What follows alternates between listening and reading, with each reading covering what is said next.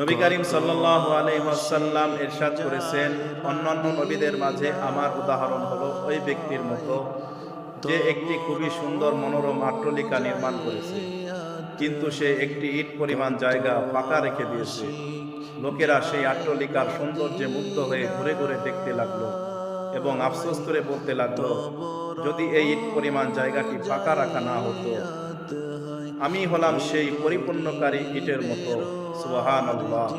আমাদের নবীর কত মর্যাদা, কত শান! ততদিন পর্যন্ত নবীদের সিলসিলা পরিপূর্ণতা লাভ করেনি যতদিন পর্যন্ত আমাদের নবী দুনিয়ায় আসেনি।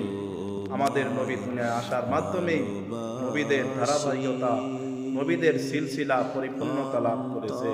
সুবহানাল্লাহ! তাই আসুন সেই নবীর প্রেমে আমরা প্রেমিক হই, সেই নবীর প্রেমে জীবন দেওয়ার চেষ্টা করি, সেই নবীর সুন্নতকে অনুসরণ করি।